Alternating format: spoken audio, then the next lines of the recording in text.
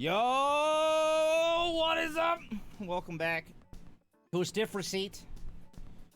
We had a week hiatus that definitely wasn't my fault. Definitely not. Definitely not technical issues. It's fine. Just don't tell. But I think I'm good now. Hopefully, anyways. I guess we'll find out when we're done with this and I go to check the video file and like none of the audio is working or something. I don't have anything to do. We can re-record. It's fine.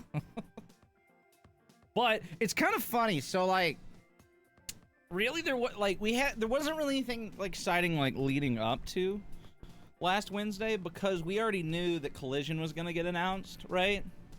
Right. And then we didn't record anything.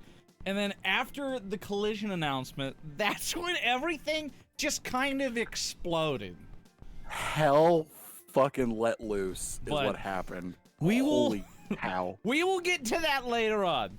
But before we dump into all of that, we've got some WWE stuff.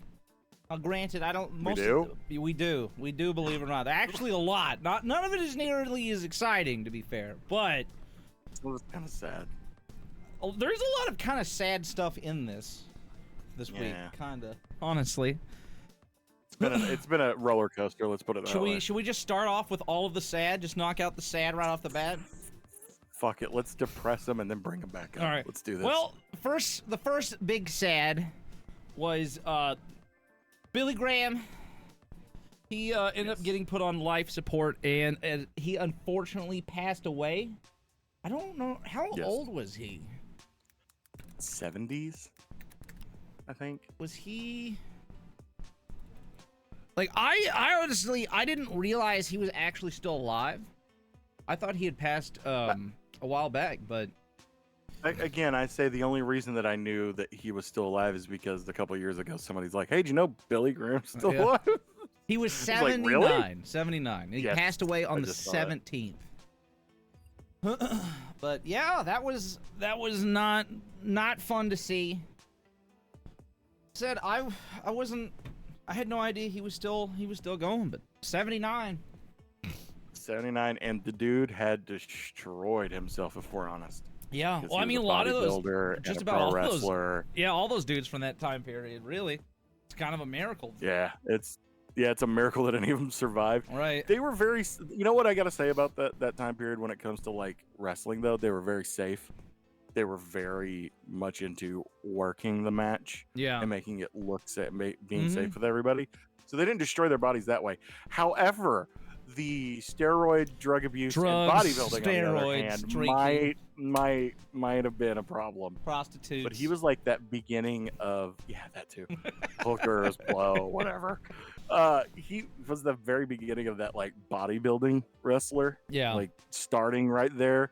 Like, and then right after that, you got people like, Hulk Hogan and Jesse Ventura, where they're like, and fucking Macho Man, where they're like, definitely look like bodybuilders, but they're wrestlers.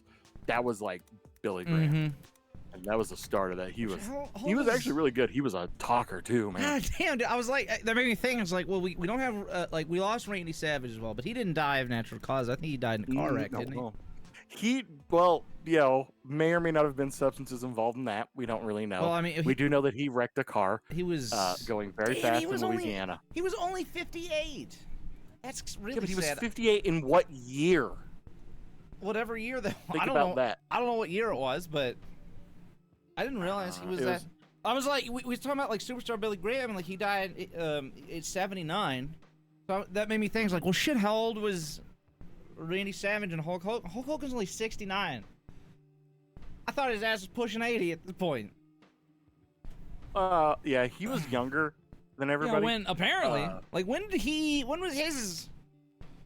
How old was he? Like when he was big? I don't know. 30s, I think. So he was born 53. So he was 20. Yeah, that makes sense. Something. 20, late 20s. Late 20s. Yeah. We're about right, yeah. And then Randy Savage was a year older than him. and he died in 2011. He was 50. Was it really 2011? I don't feel like it was that long ago. God damn. Yeah, but here's the thing about Randy Savage that I didn't realize when I was a kid. Oh yeah. Motherfucker was old when we were a kid. Like, I didn't realize he had been around for that fucking long. Yeah. Like he had been doing stuff in the 70s and then the entire 80s. But yeah, no, that's weird. But yeah, Billy Graham's gone. There's a lot we're going away now. Holy shit. Yeah. We're gonna. And then how does Ric Flair still? Exist? Man, Ric Flair is just an anomaly to me. Man. He's one of those dudes like Ozzy Osbourne who have just absolutely have no fucking right to still be alive with what they've done to their bodies. I can actually explain Ozzy Osbourne. This is weird, but I actually have an explanation for him. They did a genetic test on Ozzy Osbourne one time to find out why he's still alive. Literally what they told him. We're like, we don't know how you still exist. We need to do a genetic test. We gotta do some science experiments. They found out that there are only 2 drugs that he does not synthesize easier than any other human being. He has a weird genetic uncanny ability to synthesize drugs quicker and cleaner through his body. That's amazing. There's only 2 that don't synthesize, and that's caffeine and THC. That's why he doesn't drink Coke or soft drinks or tea, and that's why he doesn't. I think he drinks tea, but it's not quite as much caffeine. He's British, so that's why he doesn't drink anything, and that's why he's like, I don't smoke weed. It really fucks me up. And I'm like, that's the thing. That's the thing that does it. It wasn't enough heroin to choke a donkey. That's the fucking thing that did it. I always love that clip that pops up every once in a while. We're like, Sharon, somebody went in my bedroom and drank all of my goddamn beer. It's like, Ozzy, somebody went into your bedroom? Yeah, they stole my beer. It's like, Ozzy, nobody went into your bedroom and stole your beer. Well, my beer's gone. It's like, Ozzy, you know where that beer went. You drank it. Like, what? You drank that beer, Ozzy. And then he just kind of like just stumbles away. Yeah, because he finally realizes, it's like, oh yeah, I did drink all the beer. Oh, I'm old and messed up. But to keep on the sad train here, other thing that came out, like there's been a lot of talks about when Randy Orton's going to come back. Thought, okay, maybe WrestleMania or the draft or whatever. And I forgot about this one. So Randy Orton, it came from his dad, actually. I believe it was Cowboy Bob Orton. It was his dad. He said basically that Randy is training currently. He's not ready to come back. He doesn't know if he wants to come back or if he's going to come back. And the doctors apparently said that he shouldn't come back. And, even with that being said, and it's obviously this is from Cowboy Bob Orton. This ain't out of Randy Orton's mouth. It is his dad, though, so, it does make it a little bit more viable. But, I don't think we won't see Randy Orton in the ring ever again. But if anything, we may have one last hurrah type thing.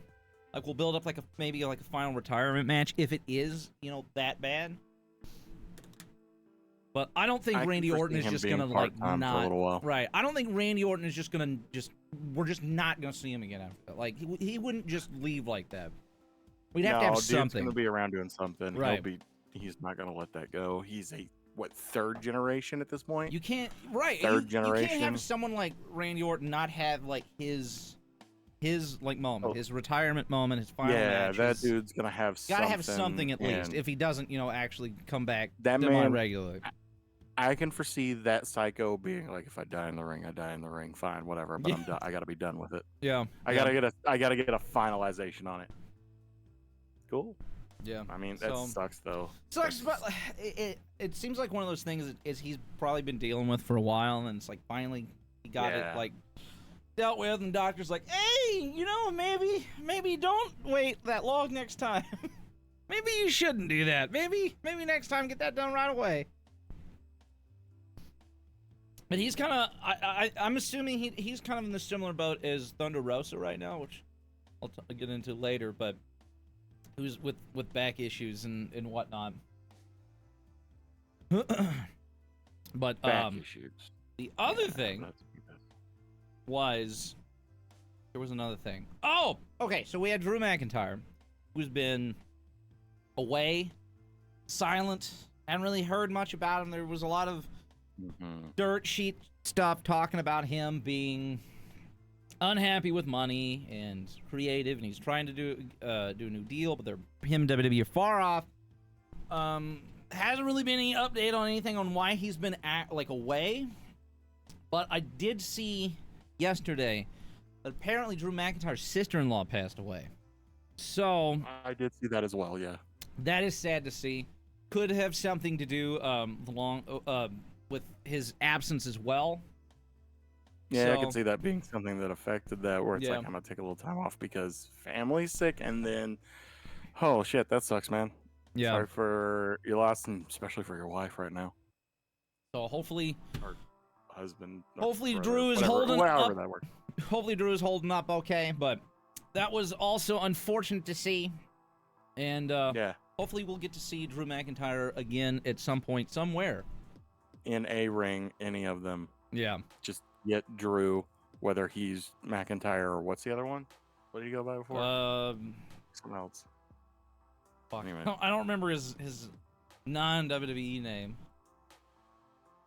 It was Galloway. Galloway, that's it, yeah. And then, Drew Galloway in any ring, just fucking take him. Yes. He's gonna do good for you. Yes. And then we got, I hate even talking about this. It makes me sad because I'm still not getting over the last time this happened. But Edge seems to be pretty, talkative about his retirement and when that is going to come. It seems like it could be like he's writing out his contract, and then once his contract is up, he's gonna call it quits. And I hate that. I want him to just wrestle forever. Just do it forever. It's fine. No, I know. It's one of those things where no matter how much time you get with somebody that you like, it never feels like enough time. And it feels worse with Edge because we lost him for almost 10 years.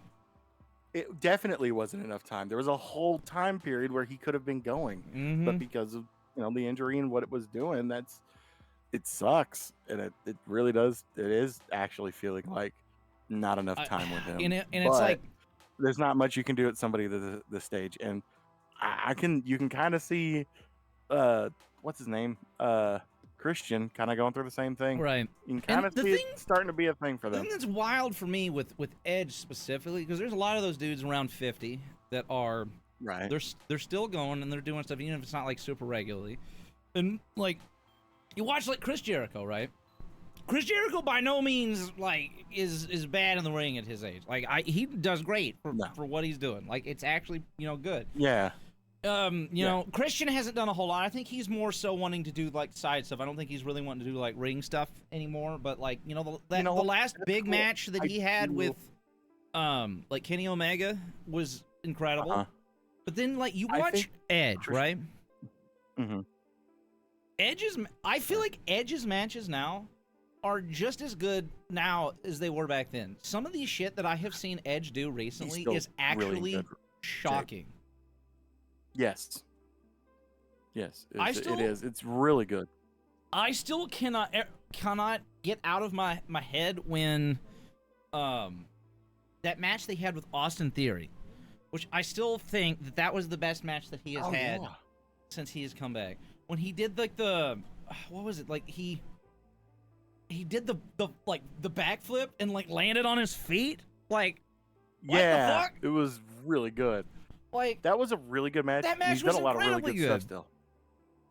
And he's still killing it.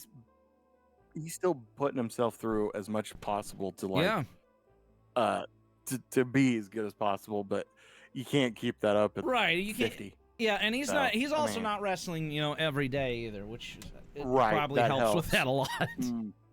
More downtime, the better. And as far as like transitioning to something outside of the actual ring, like what Christian's doing, he's already done a lot of talk.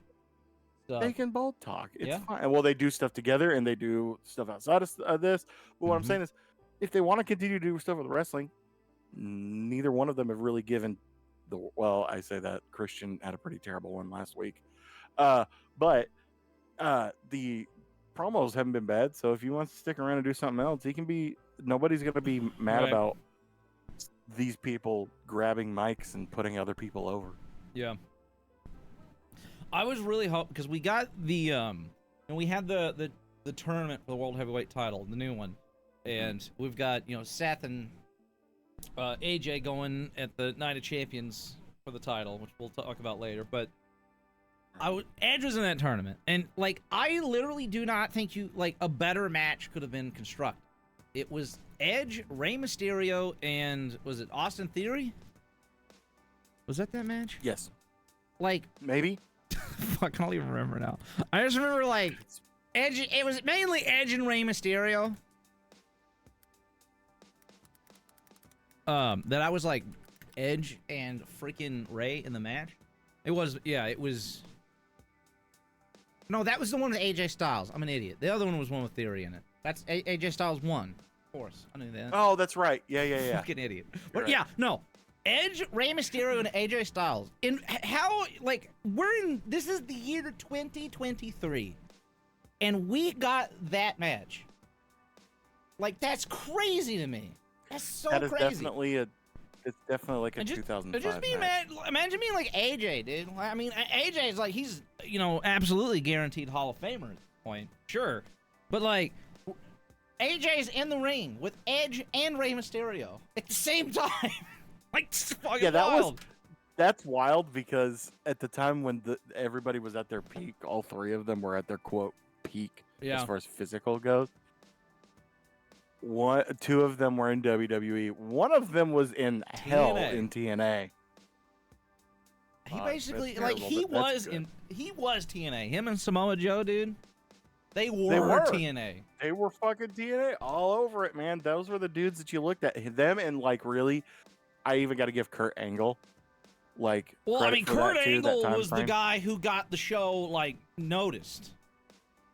And then you brought in, that was serious and scary, kind of. Yeah, you got Kurt Angle, who got the name out there, and then you followed by Christian and Sting, the dudes like that. Then you started getting, like Booker T, and then you started getting like the Legends, which we won't talk about that era. That was a whole different era, but just the worst shit. So bad. But yeah. So that was really wild to see. But so speaking of AJ, I guess I'll jump off of from that there. So AJ was interviewed by somebody the other day. I don't remember. It was New York Post actually. So they interviewed him talking about fighting for the World Heavyweight title and whatnot, Night of Champions. They talked about like the title itself. So the first thing was they felt if the belt was like a secondary belt. And he said, is it secondary? Well, if the Raw Championship is held by Roman and the SmackDown Championship is held by Roman, then how can you argue that it's not? We had to make a new championship because Roman holds them all. What happens if he decides to wrestle for the World Heavyweight Championship? Is it what it is and we got what we got? If we make the best of it and if when Roman does challenge for it, we beat the brakes off of him, whoever it might be, then we'll see what title's secondary. And so he cut a promo and people freaked out? Right. And it's like, there's a lot of truth to that, Oh no, he's absolutely right. So it's like it's still a promo. It's like that's what that was. I feel like what he did was he spoke the exact truth, and at the end he added that last line to just close it up as like a promo. Yeah, he's a wrestler. He said exactly what he thought, but made it sound like he was working. Exactly. So how you do things. I mean, that's how everybody. I mean, that's been the main thing, is everybody talking about being secondary, and I feel like this is the first time I've seen someone like actually say that, like with their face, the way he did. True. So I felt that was noteworthy, and then he goes on talking about on the champion being like a workhorse. That the guy's got to be on the pay-per-views. He's got to be at the live events. He's got to do all these things that all need to be done. When I was WWE champion, I was at all the live events. I was at all the pay-per-views. I was all the TVs. That's what you do. It's the price for being the world champion. And yes, you get the recognition of being champion, but you also have to do the job of being a world champion. You get out there and you got to do the job. And I just, promo or not, love hearing that. It just makes me excited. Fuck Roman. AJ's the best. AJ's fantastic. This all I'm reading when I see this. Hair. All I'm seeing when I read this is just AJ Styles sitting there with the middle fingers to Roman Reigns. That's what that is. That's literally just building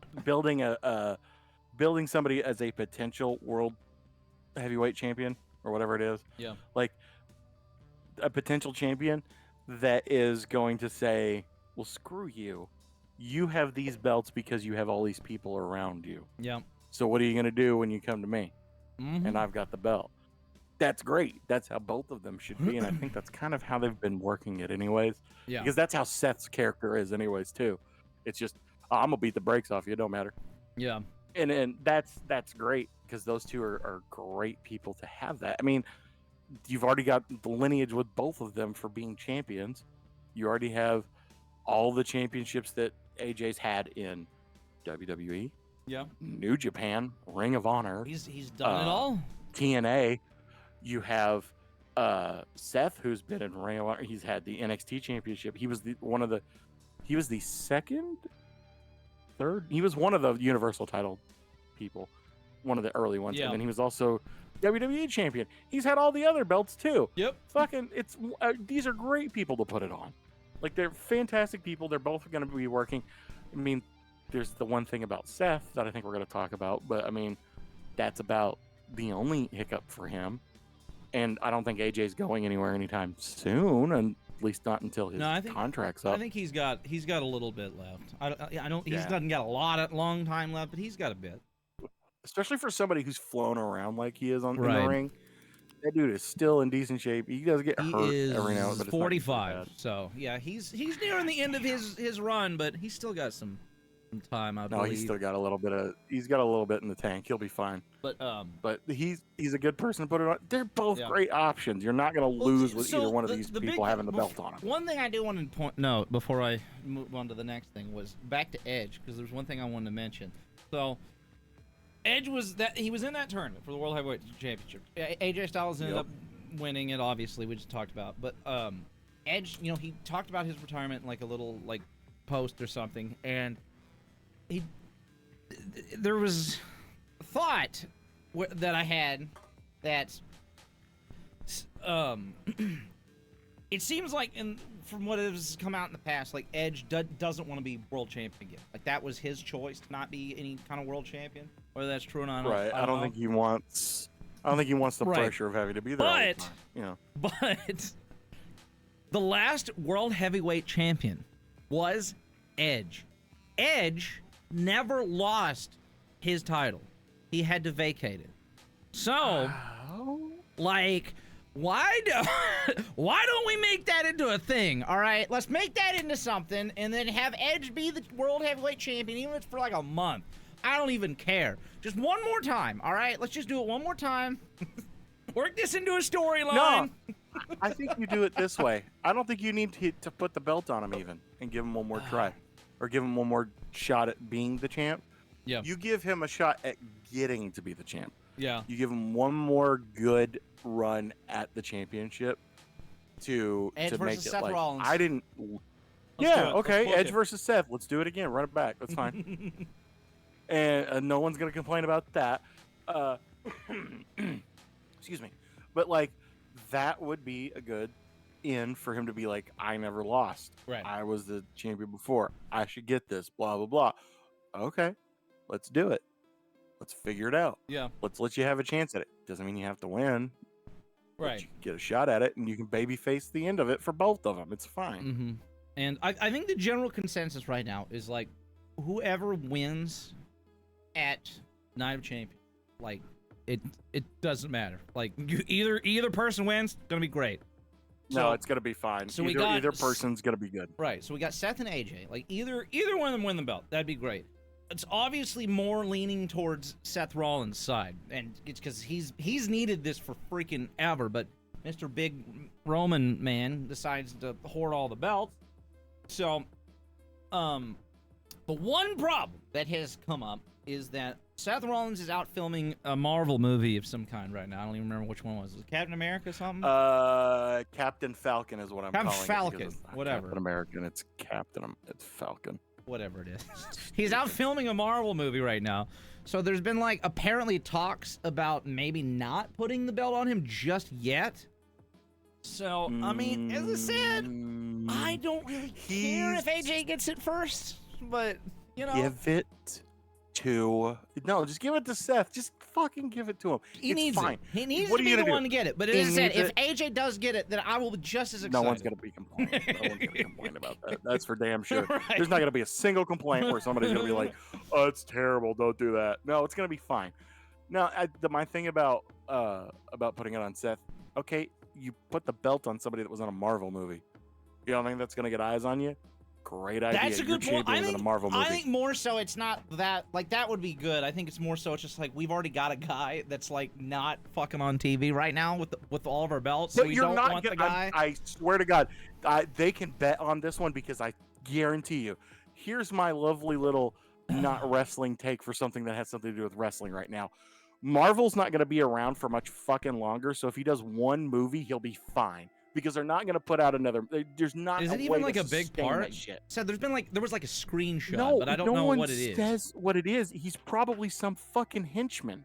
He's probably not henchman anything. number 3. He's like Crossbones or some shit, where the dude gets crushed by a building. Said there was like 10 minutes into the movie. He's not fucking shit. So it was just there was like one screenshot, and like that was like all of the information. It was like one screenshot from the set, and he looks like, God, he looks like fucking the lead singer of who am I thinking of? I can't fucking the guy at the in that band Therion, I think is what I'm thinking of. There's this guy, he always dresses like super weird, and he's got the hair that's like white and black, and he's got like this evil henchman like goatee. I don't know. That picture of Seth Rollins gave me that whole vibe of that guy. But oh my God, does he have a super suit in this fucking thing? I don't know, maybe. No fucking way. All right, now I have to look this up. I have to figure out what that is because I'm seeing a picture of somebody with long hair in a weird green super suit. Of who? Seth Rollins? I don't know how I feel. I don't know if it's him. I mean, he's in a suit that's green. What the hell's a super suit? And he's got that superhero suit. I'm sorry, I said a word that you didn't think about. Is that just literally any outfit? Yes. Any outfit on a superhero. So okay, so he's just like he's wearing a superhero mask outfit. With glowing eyes. He's got a mask with glowing eyes on, is what it looks like. This is what I'm looking at here. Let me show you this screenshot from this fucking video. Oh, this one, he just looks like he's wearing like a weird duster. Oh, this is what I'm looking at. Check this shit. Where's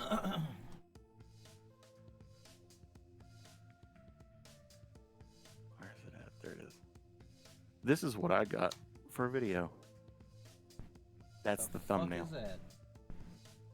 Okay, well, that is a superhero suit or a supervillain suit. Oh my God, is he playing Serpent? I would assume that's not him, but I have no idea. No, that is probably him. I mean, his hair isn't even right. And it doesn't look anything like what he's wearing in the other picture. Oh, then it's somebody. Oh, nope. That might be from a TV show, or it might be something else. But that's who he's supposed to be playing.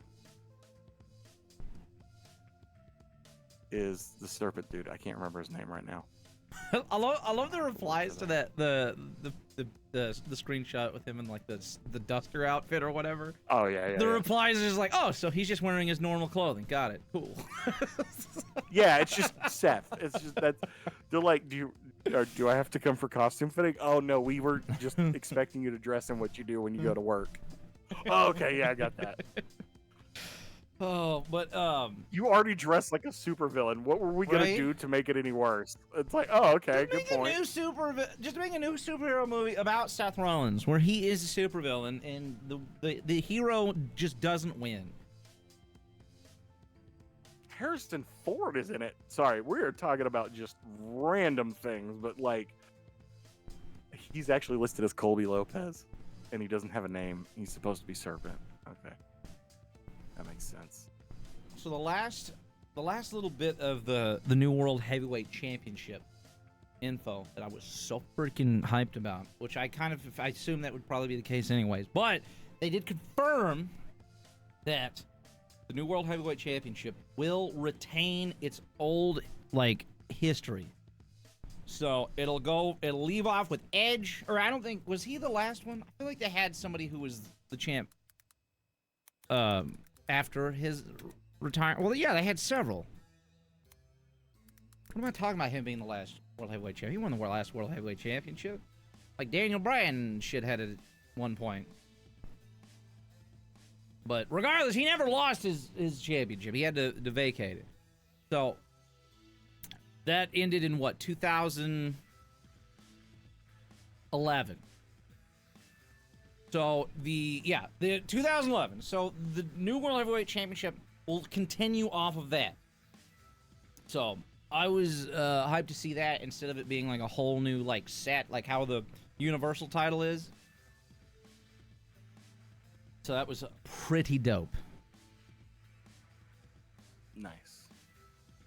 And speaking of Edge, one final time, the alleged... you can keep going, it's fine. The alleged leak for Money in the Bank right now is Bobby Lashley, Matt Riddle, Cody Rhodes, Gunther, Finn Balor, Chad Gable, and Edge.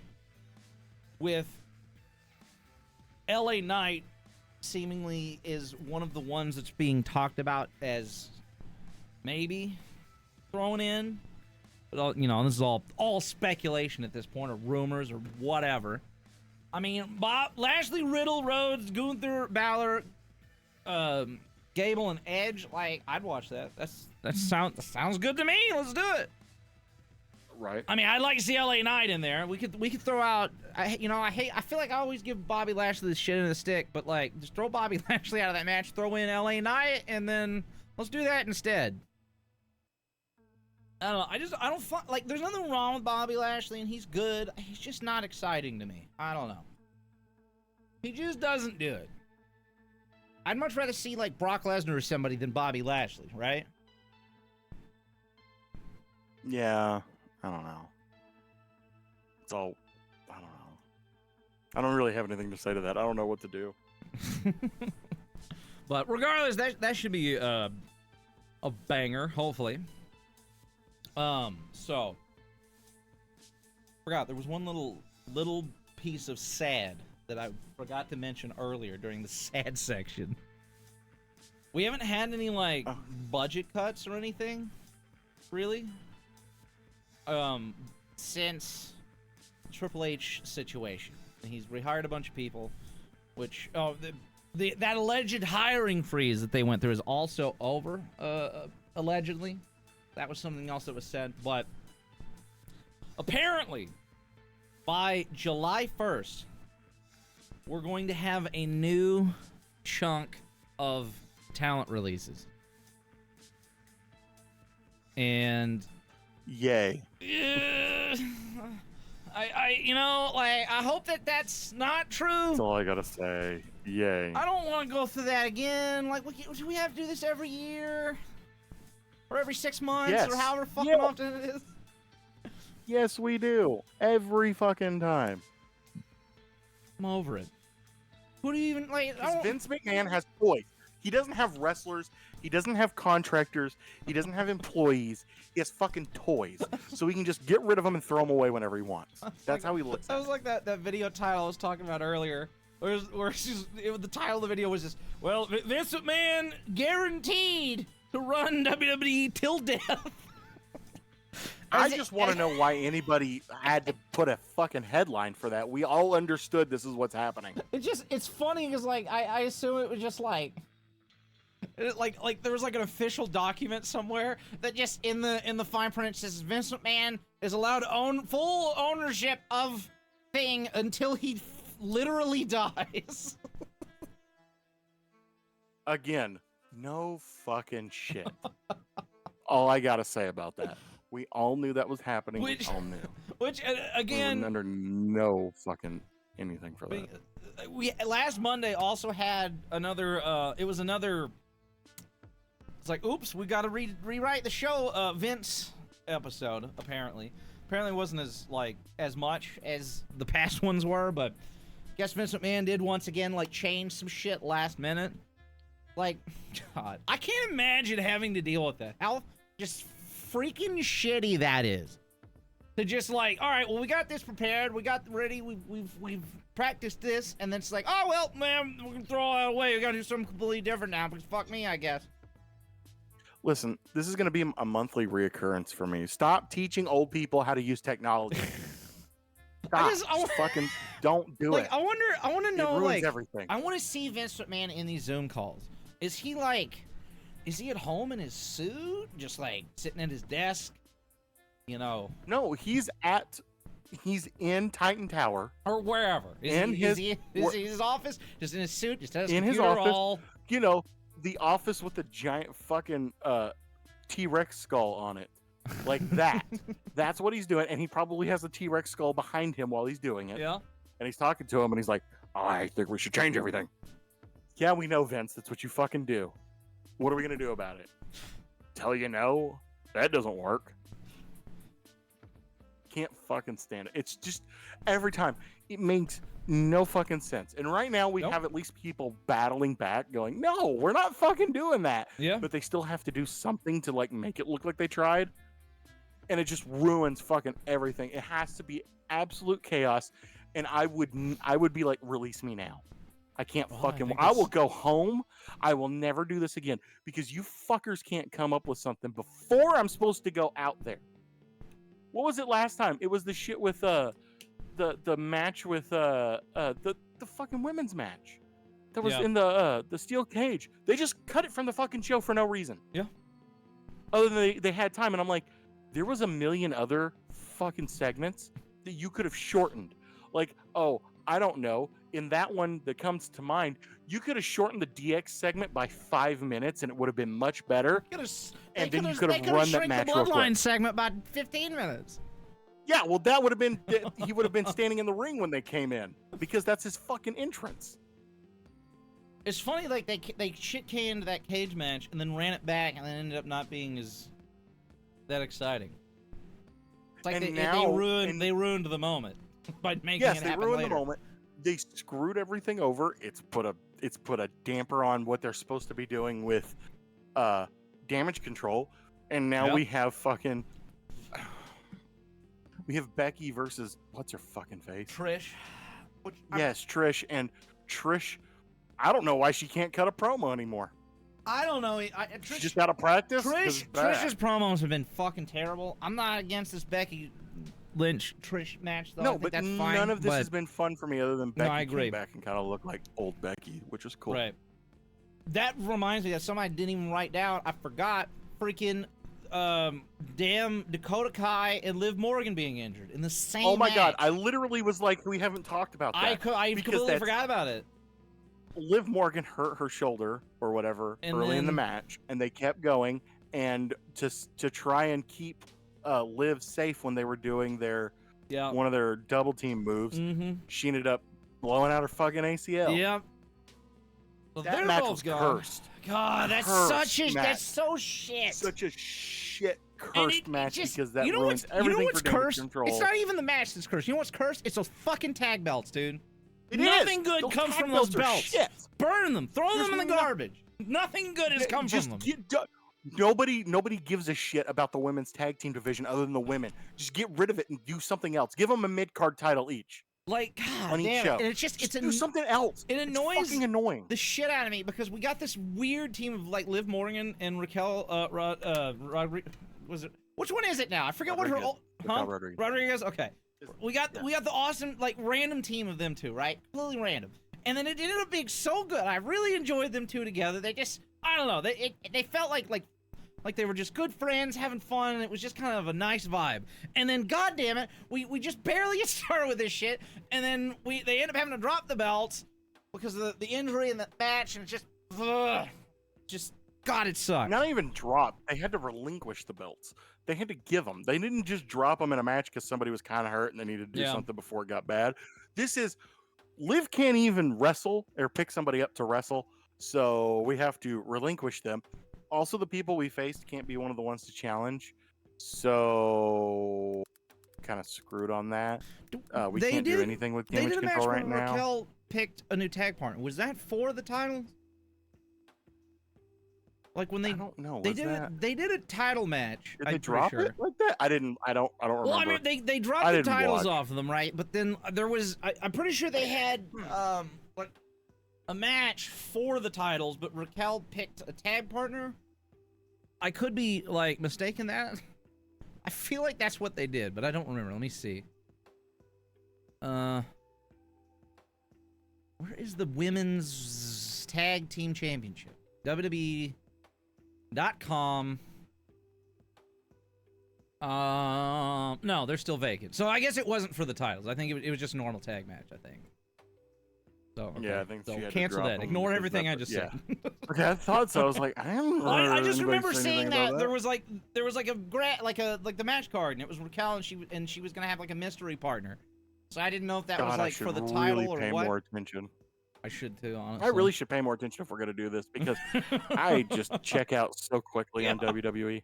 I can't. So fucking quick. My problem is like I'm busy during every episode of WWE, so I can't really watch it live, unfortunately. It's just that one really fucking made me upset because it's like both of these fantastic chicks. One who kind of gets rolled under and had a really lackluster run as champion. Yeah. Unfortunately, I don't know if that was entirely her fault or what the deal was. I can't really say. It just was lackluster altogether. The other one just came back within the past year after not being there because she got let go. Yep. Like, all of this is shitty for them. They come back, they start to get back in the groove and getting into things, and nothing. Yeah. Now we have to wait for them to come back. It sucks, especially for Dakota, because a lot of times when you compensate for the fact that you have a torn ACL, you tear the other one. Yeah. So I hope that doesn't happen to her. I hope it works out. And then Liv whatever with her shoulder.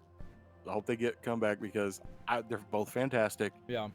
And they just deserve better. Those fucking tag belts need to be melted down. They're cursed. They gotta be cursed. That's just the only thing about Lock them in a fucking box and bury them under the new WWE headquarters. Yes. Just do something. Oh, and so we had that stupid draft, and one of the people that was like majorly expected to be drafted in the stupid draft that was Ron Breakker.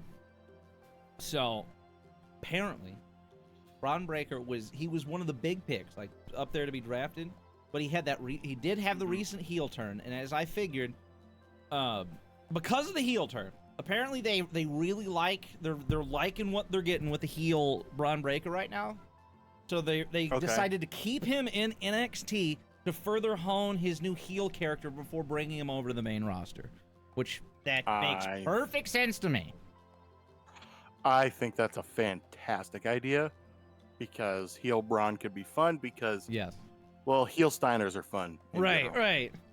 I feel like in my mind when I think of Steiner, I think of just like heel Scott Steiner. Well, even when they were like wrestlers, even when they were a tag team, like him and Rick, they kind of flirted with babyface just because everybody liked them so much, and they were big, scary dudes that could throw people around.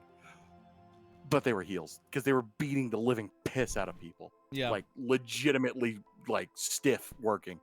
But they were really good, and that works for. And he sounds just he sounds like there is nothing he can do.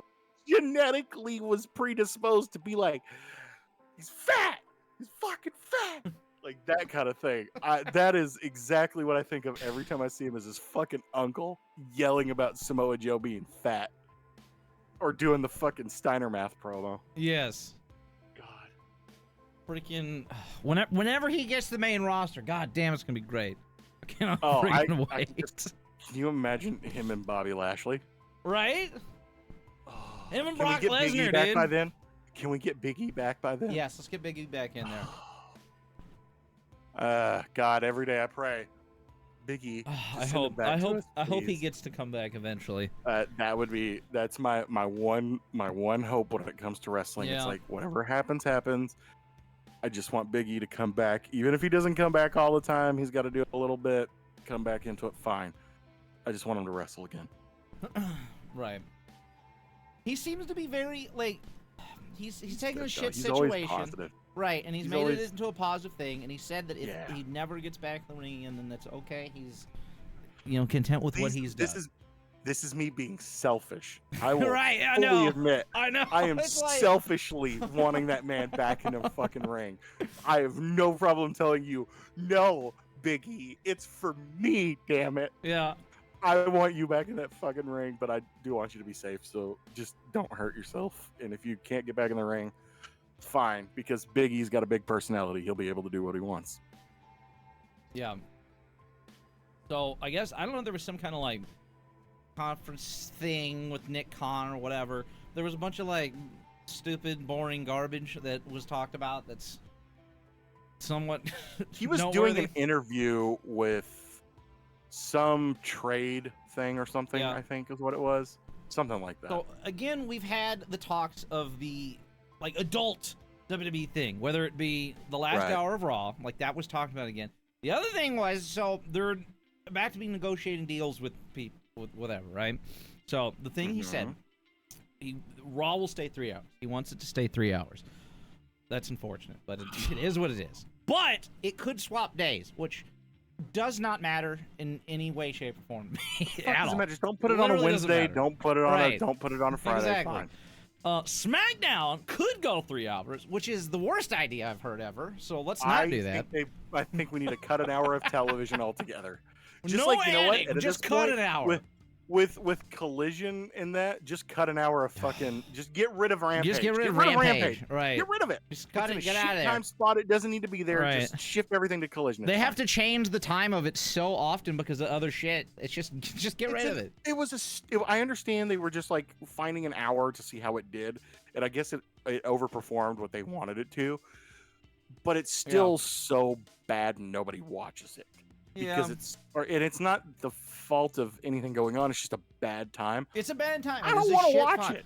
I don't see. That's the thing, right? So they also talked about like SmackDown potentially moving to a different day as well. So it's like I do not want to watch. We got 2 hours of SmackDown. Then immediately following that is if Rampage is on its normal time slot, which I feel like it very rarely is anymore.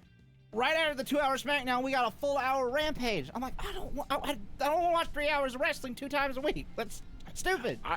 I will give you. I will make a deal with you. WWE Nick. 2 hours of Raw, 2 hours of SmackDown, but in return, 2 hours of NXT because I don't watch it anyways. Yeah. There you go. And there you go. End of story. We got all we need because we don't need a fucking 3 hour show. No. Nothing good happens on a 3 hour show. It's just a lot bloated. of people talking into the camera, telling people things from the fucking announcer's desk. It just When the replay of the show, like afterwards that you can watch, several days later, when that shit is cut down by literally half, like that 3 hours is too much. Oh, way too much. Because when you cut down SmackDown, it's only an hour and a half. Right. You only cut a half hour out. So if you're cutting a whole half of your fucking show out, that means half of your show is filler. Right. Don't care. Right. Just get rid of an hour. It's fine. 2 hours feels great for a wrestling show. Right. You get a lot done in 2 hours. Mm-hmm. Especially if you pace yourself the right way. Yeah. But 3 seems like too much unless it's a pay-per-view or some sort of premium live event. It just seems like fucking slog every Monday. But so that's something that he mentioned. The other thing was SmackDown could be leaving Fox and going somewhere else. Apparently there's the bid for SmackDown, I guess, right now from other networks and whatnot, so that could change as well. I don't know. Can we bring UPN back? UPN? That's where it was the first time. And the other thing, along with the extra hour of Raw, being adult or whatever that's been talked about like other times, they said after everything is all settled with the networks and the days and like all the deals and whatnot is like set in stone, there could be talks about a third WWE show that is adult oriented. Okay, and if we're doing that, shift an hour from Raw, shift an hour from your proposed SmackDown. Yes. 3 hours. Give me a 2-hour show of hardcore stuff. Yeah. What do you got? Let's do this. Yep. Because it's do something or turn NXT into that. Like, I don't know, go back to the black and gold brand. I feel like that was the original thought process, right? And then it just didn't really happen. The black and gold brand was like when it was NXT black and gold, it was an indie show and it was more adult.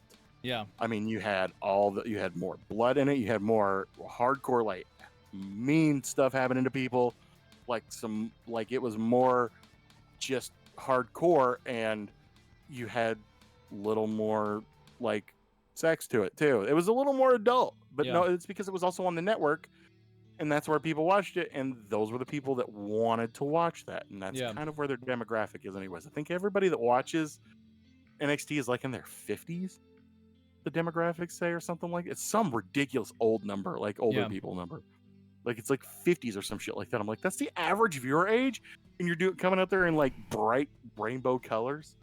Great. Yeah, I'm sure they want to watch that. I don't know, like, that'd be great and all, but it's like, I don't want, again, it's like, I would love for them to do that, but I also don't want 2 more hours or whatever of another wrestling show. I'm telling you, just extend NXT to 2 hours, have that be a little more adult to make people establish themselves in NXT and then come up from there. Yeah. That's fine. It can be a transition from indie into WWE. You can start doing the WWE style with a little bit more of the indie stuff. It's fine. It could work. But nobody wants to think about it like that. Right. So it's never going to happen. And then it's just, I don't know. That whole thing about 3 hours for SmackDown makes me want to stick my head in the toilet. I feel like, and it's one of those things. Like, there's obviously, wrestling fans are fucking stupid. And literally, it's what, like, yes, we are. Everything is always like, all in on this side or all on that side, blah, blah, blah, blah. But I feel like the one thing that no wrestling fan wants to see, even if you look through the comments of like the tweets and shit, nobody wants SmackDown to be 3 hours. Everybody's content with SmackDown being a solid 2-hour show. It's a solid 2-hour show. It's the better of the two shows. Right. Raw is too much. Man, it's been too much for a long ass time. It's just excessive. Yeah. It really seems like if you're doing 2 shows a week, 4 hours is about right for what you can write. It seems like once you extend that to like 5 hours a show for the same company, it gets a little much. At least with like AEW, they at least can say, well, Ring of Honor is different. We handle that differently. Right. That's a whole different team. You don't have to watch Ring of Honor to know what's going on in AEW. Same with NXT. You don't have to watch NXT to know what's going on in WWE. Yeah, because it's a whole different thing. Right. So yeah, that'd be great to separate that like that. Kind of the same thing. It would just make sense, but it's just nobody wants 3 hours of Raw, or not Raw. SmackDown. Well, nobody wants 3 hours of Raw, but nobody wants 3 hours of SmackDown. Right. So it's just nobody wins in this situation. You overextend yourself, you fill your show with filler, and I'm bored by hour 1. Yep. So this is not good. Well, to move on over to the AEW news, the non-punk news first. Non-punk news first. Okay. All right. Okay. We're going to get into the weeds here for a second. I was like, no. Well, let's ease into this, though. So we got two people, 2 big stars who have been out on injury for a while. The first one, Kyle O'Reilly. There was like a semi-update on him, still no like return time or whatever, and he's definitely not ready to come back yet. That's good. But that's good. He's recovering well. Rehab has gone well, and apparently his surgery was it's something that was like long overdue, that it should have probably been taken care of like beforehand. But apparently he's recovering well. Rehab's going well. So hopefully, especially now that we got Roderick Strong in AEW, god damn it. Oh, I need Heal Kyle now, so bad. damn it. I need Kyle so badly right now. It's so fucking unfortunate that Kyle's hurt. Yeah. And you know what else is unfortunate? It's unfortunate Bobby Fish fucked off and gave shitty promos and Dude, I feel like have you seen like even his like he's been like commenting like in like Instagram posts, just like stupid Bobby shit. Fish is the opposite side, but the exact same thing as CM Punk. He let something that happened with CM Punk bother the piss out of him until he self-destructed and gave that, folks, where's the lie?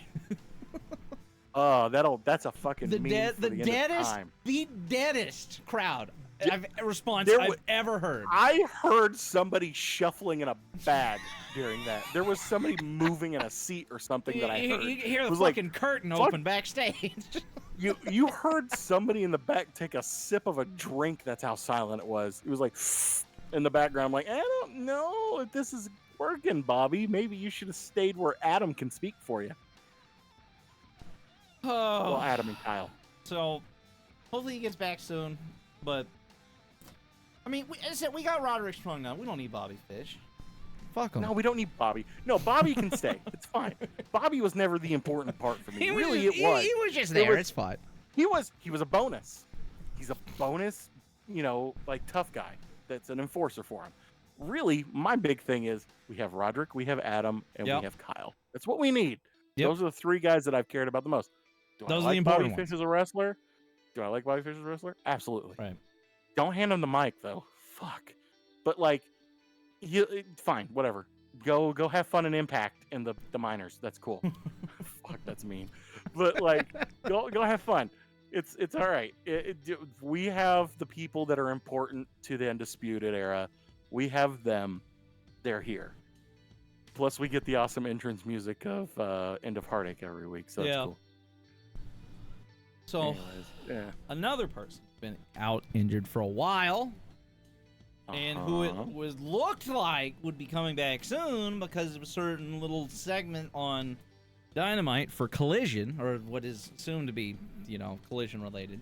Thunder Rosa, she was on Dynamite. She went into Tony Khan's office during that backstage thing, but regardless of that, Thunder Rosa still apparently is not cleared to wrestle. So it's like, there's a lot little unfortunate around her. I don't know. There's a lot going on with her. A lot of things that people said. Yeah, from what I've seen, she's had back issues as well, and apparently she's still in pain, and I don't doubt that. Yeah, and it's like we had the injury thing, but then you've also had like all that other stuff as well. You know what it is? This is an excuse, but it's something that was necessary. Like, I'm not saying that she didn't need to get anything done to her back to be, or not. Don't take it at that.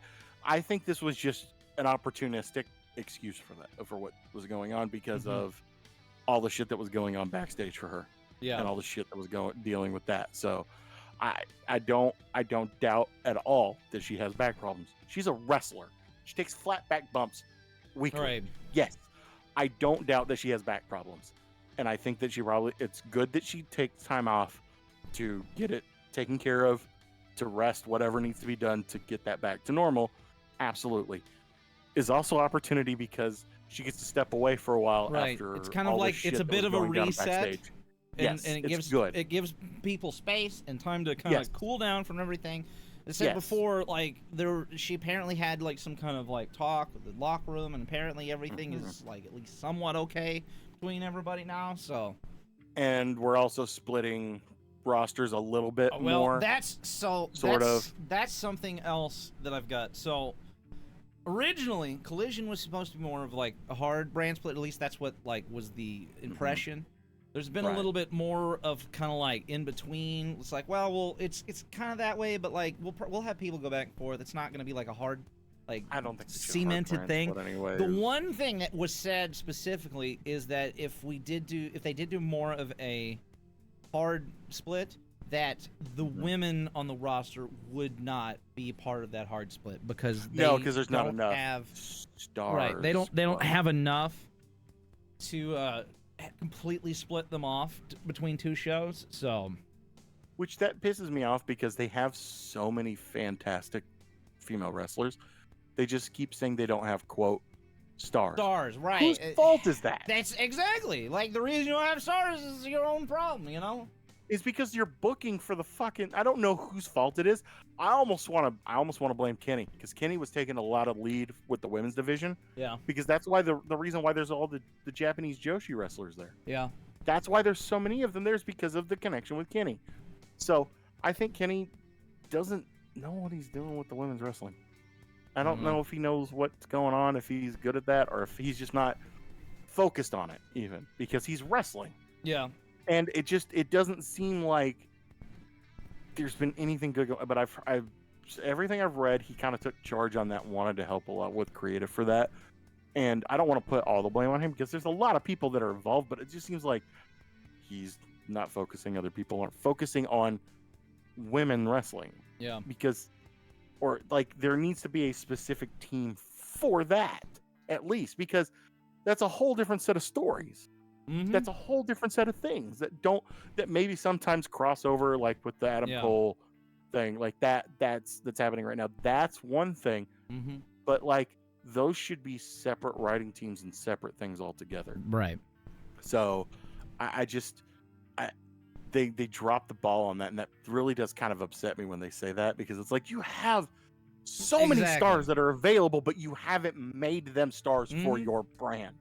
You have screwed this up. It's you guys' job to do that. So fucking do it. Yes. That is a cop out, is what it is. It's like saying we fucked up without saying we fucked up. Yeah.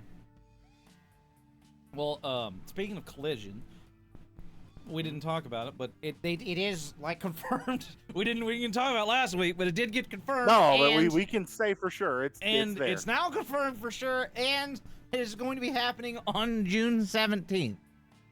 And right now, this is Wednesday. We're recording this. We don't know where the first show is. And which we'll get to that as of right now. But we'll get into that in a moment. So another thing. So remember they had the Warner deal. They talked about the Warner deal and how apparently it was like this $1 billion deal. Well, like nobody. There's been what? Isn't it like multiple years when they actually figured out? Apparently 5 years for a $1 billion deal. Now, I think the general consensus was there's no fucking way. That's too much money, which I kind of agree. But they've talked about nobody's been able to confirm that the $1 billion is true, but it apparently is not out of the ballpark or something along those lines. So I think we talked about this last time. We did, but now there was a little bit of an update to it. I said like above 500 million. I mean, like up above that, it would probably be like 7, 8, somewhere in there. The argument was that made sense to me. So like, this was like on par with like a WWE like network deal, right? And so everybody was talking about, it's like, oh, that doesn't make any sense, which it doesn't. Like, there's no way that they would offer that. But the WWE network, the deals are for separate network, 2 different shows. The AEW deal is all inclusive. It's the whole package. It's everything. Yeah. So it's all of it. Because of that makes more sense if you think of it like that. Yeah, no, it does. Especially if it adds the pay-per-views. Ring of Honor. Right. Especially if it adds the pay-per-views, then that all makes a whole lot more sense. It's like a full package. Yes. But then we talked about that last week. That's because they're trying to consolidate all their stuff. So if you want to put it on your streaming service, have the pay-per-views on there. God, I really hope they do it, dude. I fucking God, that would be great. I'll pay. Oh, listen, I'm so excited. If it's with that, because that's like HBO is what they're probably going to be putting those on, and $15 a month. Is it 15? I thought it was 25. It might be. Well, either way, it's cheaper than 50. Either way, it's $50 a pop, and I get other stuff with it. Right. I can watch all the HBO shit. Fine, I'll pay $25 a month for that. For real. Yeah, that's great. Oh shit! That's Okay, I went to they've already rebranded it to Max. I didn't realize that. And it's actually only $9.99 a month now for this. Wait, seriously? The smallest plan. Seriously? So okay, I'm good with that. If it's fucking $9.99, like I'm in, dude. I am in now. I'll sign up right now if I have confirmation. Absolutely. Why? You know, I'm gonna be pissed off. Like it's like, oh, I'm gonna like go ahead and buy the pay-per-view, and then Saturday they're like, well, guess what? Double Down's gonna be on Max, so enjoy, everybody. No, let's announce the first look. Okay, Tony Khan won that. Okay. Yeah, did it say when? It says just later. God damn you later having son of a bitch. Yeah, I know. Son of a bitch. So another thing that's been long talked about for fucking ever that finally has a goddamn date is the frickin' game. Yes. AEW Fight Forever is coming out 2 days after Forbidden Door on the 27th of June, which I thought was aggressively soon. Like, the WWE, the newest WWE game, like, it was kind of abrupt in its announcement as well, but the difference between that is that's expected every year. This game has been in, like, limbo for what seems like forever, and they're like, ah, shit, that's just coming out next month. Here you go. How long has AEW been a brand? 4 years? Right before that, because they announced it right around the same time. So right around before, like, and everything happened at the same time. Like, we've had little clips here and there, but nothing really substantial so far. And then today we had that stream. Oh. And that was, like, the first look of, like, just normal, like, full gameplay I feel like we've seen. And it, like, you know, it has kind of a goofiness to it and, like, a little bit of, it's kind of aggressive, but it's, you know, it's more arcadey. And it looked really fucking solid. The movement looked great. Literally just WWF No Mercy / WCW versus NWO. Yeah. That's what it is. That's what the gameplay style is, and I love it. The movement and everything looked so freaking solid. It just looked great. I loved, like, from what I could tell, like, they brought the whole button mashiness back to where instead of doing mini games and whatnot and like a WWE game, you're going back to like, oh, you want to get out of submission hold and just start mashing the shit out of every button on the controller. Mash every fucking button. And that's you can the way find. it should be. That's the way it should be. I'm totally on for that too. Like, that is absolutely fine with me. I am, like, you and I talked a little salty about the entrances. Yeah. Little salty. We got short entrances, apparently, which but you have full control over your entrances, including you can set off the pyro and change the camera angles. I do hope that Kinda cool. I don't feel the AEW game doesn't seem like something that they're going to be doing yearly by any means. So I'm hoping this means something. Yeah, I'm hoping this means we'll have more of a, like, building upon the game for years to come. Evil Uno did say that there would be weekly updates, and I'm like, that's great. Ooh. You can say that, but, you know, I ain't gonna believe shit until I see it, especially with something like this. I'm assuming that weekly updates are gonna be like online stuff. Right, exactly. Like so we'll see how that all goes, but the best part of the whole thing was that they showcased Orange Cassidy a lot, and Orange Cassidy has an entire separate moveset that for when he puts his hands in his pockets. It's such a fucking stupid thing to program into a character, but it's so called good. Sloth Stance or something, I think is what it popped up as. So it's like playing like a fighting game like Tekken, and you've got like a character that has like the multiple stances, and then you can learn the different movesets per stance. That's literally what Orange Cassidy's is like. So he has like all these different moves that are specific to him when he's in his hands in his pockets form. You know how fucking stupid that is? That's the best kind of stupid. I love it. He has a special pin where he pins with his hands in his pockets. It's so good. It's the fucking best. He literally stood there when they played that first match. And he stood there and went, oh, I'm going to put my hands in my pockets and pin him. And then he just lays on top of Jungle Boy. I love dumb shit like that. It's so good. And they didn't showcase any of it today, but AEW Games has tweeted out. It's like, oh, I know everybody was worried about the blood being removed from the game. Well, here's some couple screenshots to reassure everybody. It looked like a fucking slaughterhouse. It looked like, there was just blood everywhere, all over everything. It's like, all right, okay, so I think the blood's still good. I think we're still good on the blood. Yeah. Oh, so dude, it was that was hilarious. Like, they were like, "Oh, I think it's fine," but what was hilarious is they tweeted out one of them, and no, wait, that was they tweeted out the picture or the video of the intergender matches though. I was getting those confused with they did Sheeta standing there with the fucking kendo stick with over Abaddon? whoever. Yeah, Abaddon, and there's just blood everywhere. That was another thing they showed the intergender matches. So during the live stream day, they did Chris Jericho versus Britt Baker, which was freaking cool to see. That was awesome. It's cool that they're doing the intergender matches. I know that some people don't like those, and sometimes they can be a little bit ridiculous because they make they still work it like a normal match where they make the women look super strong. Well, I think if you just make everybody work the same way in the game, instead of having two separate fucking, life, you know. In real life, it's a little weird to watch like intergender matches because they get a little bit like unbelievable, but they're still very fun and they can be very good. And if you have the right people, it can be amazing. Yeah. Playing that in a game is completely different. It's super fun. I want to beat the living shit out of some dude with Sheeta. Just because I can. Right. Just because. It's fantastic. It sounds like fun. You can literally pick anyone to go up against anyone. You don't have any kind of restriction as far as that goes, which is fantastic. I just want to get in and play the game. Stop telling me I can't do this. Right. Yeah, that game looks so much more fun now that I see what it is, because I was worried about it too. But the button mashing thing, going back into that, right? It definitely, there's like two different block things. Old school. Yes, very, and I dig that because it's even got like the little bars from No Mercy and WCW, where they like the special bar that like starts pulsing and shit. You don't have like the different meters and gauges and shit that you don't understand. You've got the one bar and you know what it does, you know? The one bar is your momentum. It's how much are you building? It's basically, are you over right now? Can you hit your special? Mm-hmm. Can you hit your finisher? And that's all it is, and it's fucking great. It's the game. It's like, you know, it's a streamlined arcade simplistic thing. You don't have all this.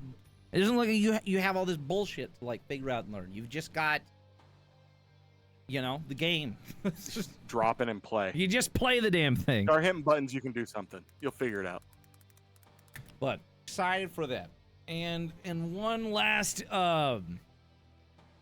little bit of AEW-ness. So All In's happening when? September, or is it August? I think it's August, I think. I don't remember. It's August. August.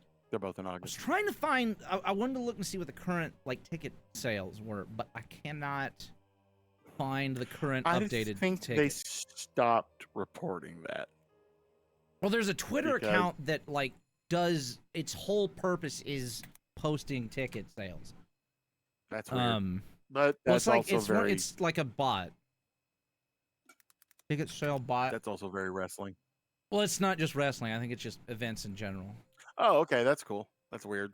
Weird, but cool. Yeah, I don't remember. I'll see if I can find it. But regardless, ticket sales have slowed down for All In like considerably. But like, yeah, of course it has. Everybody bought their tickets. Everybody that wanted them bought them. Right. It's all fucking, it's done. Just let it happen. It's already a success. Fuck. I wanted to see how many sales it was, but I can't find it. I don't remember what number we were at last time, but regardless. So last time we were around 70 something. I wanted to say it got up higher than that. I don't remember. Like it was almost like 80, wasn't it? I don't think we've hit 80, but I believe it was in the 70,000. Okay, that's fine. That was probably closer to what I was thinking. But yeah, that's still a shitload of people. That's more than a shitload of people. That's like 3 shitloads of people. That's multiple shitloads of people.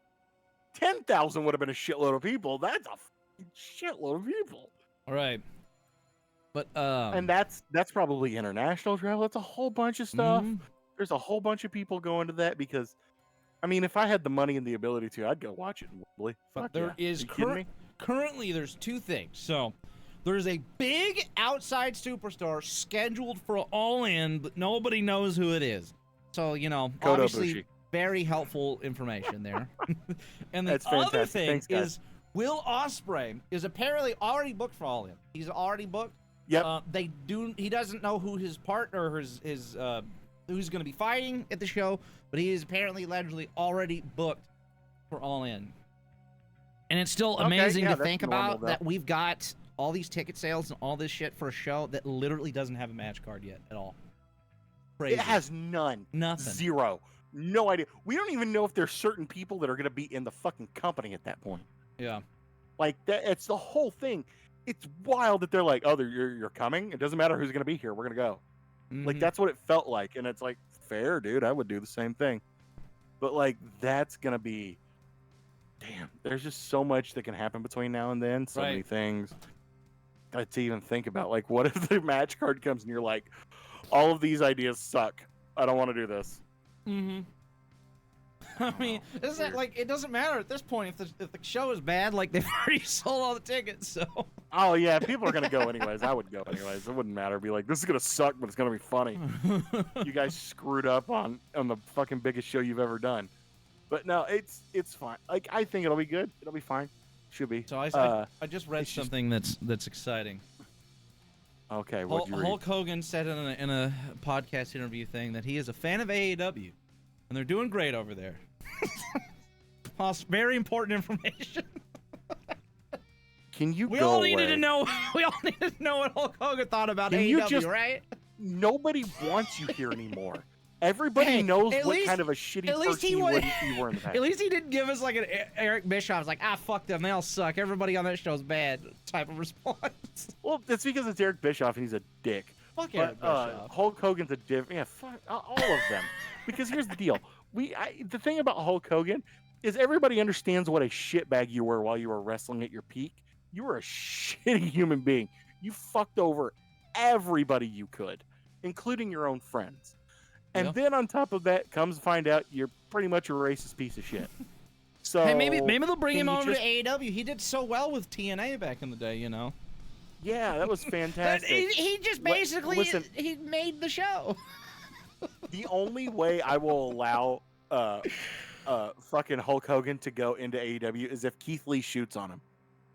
I want a giant black man to beat the living shit out of fucking Hulk Hogan. Oh, just God. Out of like, it should be revenge for everybody. Like, that's what that is. It's just, go away. Nobody cares about you anymore. You were cool and thank you for what you did, but go away. Right. Fuck, dude. Well, yeah, I just scrolled through Twitter feed and I saw that. Fuck. That's a nice warm-up rant for what's coming later. Oh, all right. Well, are you ready? Is it time? Is it time for everybody's favorite segment? Are you ready? Are you ready for the salt? What's up with CM Punk? And it's funny because the last podcast we had, I was like, damn, this is a stupid segment. I think, but I was vibing it. But like, there's just no more news anymore, so it's not really exciting to talk about. I was like, boy, was that a lie? That was fucking. So much shit has happened in the past 2 weeks, and it's wild because a lot of that information is now irrelevant because so much has changed since last Wednesday. So, I guess to start from the top, right? So, CM Punk supposedly gonna be the head dude man of the new Collision show. He's supposedly being like the whole reason that the show is happening. He's gonna be the main guy, the star of the show. And they were gonna announce his return along with Collision last Wednesday. They had graphics made. They sent out emails that had to be like altered and all this kind of stuff. And then last Wednesday happened. And Tony Khan comes out there and announces Collision and nothing else. And I'm like, well, that's kind of weird because they literally announced it on Twitter like 3 or 4 hours before that. So that seems kind of stupid that he would just go out and announce the thing that he already announced. But, as I said, it looks like there were some issues with Punk. Shocking, I know. And because of the issues, imagine my shock. They had to scrap all the graphics they had already made. They had to change like the email that was sent out, and Tony Khan had to scrap the whole Punk announcement entirely. And that was that was part one. That was the first step into everything that's happened so far. So, yeah. Yeah. It's a fucking you know, it's just so upsetting because it's like I want this to happen so bad, and this whole the all-out brawl thing was so stupid. And we've gone this whole time, and finally we got to this point where everything starts to look okay. And then this happens. And it's like, what was the reason? Why did this happen? Why did he change his mind? Because he's a fucking asshole. Ace Steel. Oh, God, that's right. I forgot about this piece of shit. Like, I don't know enough. I don't know anything about Ace Steel, but I do know that there is no reality where that man could be valuable or important enough to just not go through with plans because they didn't hire him back. No, they hired him back. But he was working remotely, and they wanted him to go on the road, and they're like, "We're not going to let him go on the road." This is another thing. So, before I jump to the next thing, so they did rehire Ace Steel to work remote, right? And Punk obviously he wanted more. He wanted him out there. That was how this whole thing started. But funny enough, so allegedly, or apparently, or reported or whatever, not only was he working remotely, but AEW talent didn't even know that he was working remotely. Nobody knew. Everybody was shocked that they were actually still working with this guy, because obviously a lot of people don't want to. Just fucking stupid. And there's no reason. I don't get what the fuck could Ace Steel do that, like, I don't get it. Why him? Well, he's a valuable veteran. He's very good at biting people. Does that count? He's a fucking carny. He's a fucking piece of shit. I don't like him because he's just a douchebag. And I've seen, there's nothing good that you can say. If you tell me that you go into something and you decide that you're gonna fucking chow down on some dude in a fucking fight. Fucking funny though. I don't understand how you can bite one of the bosses and get hired back. That's fucking wild. I don't care. Fuck it. Because here's the deal. I don't even know if he's a piece of shit. I just don't like him, and I don't like the look of him, and I never really have. When he came out there to talk to fucking Punk about it, I'm like, who's this fucking white trash retard coming out here? Have you ever seen a picture of Ace Steel where he didn't look like the goofiest motherfucker ever? He looks nuts. He looks fucking psychotic in every picture he takes. Every picture he is in. You can Google him right now. There is not a normal picture of Ace Steel. Google Ace Steel and tell me that man looks sane. Tell me that man looks stable in any way, shape, form, or fashion. No, he's a fucking shitbag. I'm astounded. What happened? Well, these guys got into a fight with these guys, and those guys are the boss. That guy bit that one, the boss. We're gonna fire him and then rehire him a month later. Excuse me? Who fucking thinks that's a good idea? There's the other thing. If you keep running your fucking company like this, as good as the wrestling is, and as good as the wrestlers you have are in this company, you're gonna run it into the fucking ground. The problem is Tony's a nice guy. Genuinely probably a nice guy. He's probably he's too nice a guy. Too nice. We've talked about that numerous times. He needs somebody to stand there and be like, that's stupid. He needs a fucking John Laurinaitis is what he needs. You know what he needs? He needs, what was it from Key and Peele? Key and Peele, the rage translator for Obama. Yeah. He needs somebody standing here where he's like, yeah, that's a great idea. And somebody just looks out from behind him and goes, that's fucking stupid. Yeah. We're not doing it. Right. Like, I want that job. You don't have to pay me a lot. I'll take what I make now. Fine. just let me stand there and look at wrestlers and go, that is a stupid idea. There's not a fucking chance in the world we're doing that. Just let me do this. Because here's the deal. As great as CM Punk is, as much of a moneymaker is it fun to work in a place where there's nothing but fucking turmoil because of somebody? And that's what happens. Yep. It's what happened before. That's what's happening now. It's just all the fucking time with him. And it's one of those things where you wanted to be like, well, we know WWE's shitty. And we know Vince is a fucking idiot, an asshole. So it probably was Vince. Well, it was probably both of them. They're probably both not great to deal with. And it was just, that was going to happen. Now we've got proof that Punk is a fucking asshole. And end of story. It's just, it's annoying. I don't know why anybody cares or wants him super badly. If he comes back, fine, but make a just concerted effort not to let any of this shit ever again. In fact, don't do a fucking post media scrum. Don't do any of that shit. Never again. Go home. Never go again. Fuck home. Well, I say that. Get out of that ring. That was the best part of the pay-per-view, realistically. The brawl out after All Out was the best, but that was not a great pay-per-view. Oh, fuck. So, all right. It was great because they had a super deep voice. Yeah. I'm not going to take this shit anymore. So that was all, like, apparently the situation, right? He didn't want to, he decided to not show up and do the thing and whatnot, or he was threatening to not do the thing because of Ace Steel and whatnot, whatever. There's been so much stuff talked about, that so much speculative stuff and whatever. Like, so, apparently, like, tonight. So they've announced their Collision tour, right? They've announced all the dates for the Collision tour, except, conveniently, where the first one's gonna be. And there was a lot of talk about, they're apparently deciding right now if Punk's doing, if he is doing the show, then it's going to be at in Chicago at the thing, whatever it's called. It's gonna Capitol be in the thing, the Capitol Center or whatever the fuck it's called. The so other, we got that other shitty Midwest city. And then the other rumored place that has been mentioned was Daly's place as a backup. So 2 different people now, Fightful and was it Zarian, I think, have both said that there was at no point in time was Daly's place ever considered a backup for tonight. Really? Apparently, there is they've had talks about what they could be doing for a backup, but Daly's place was never considered.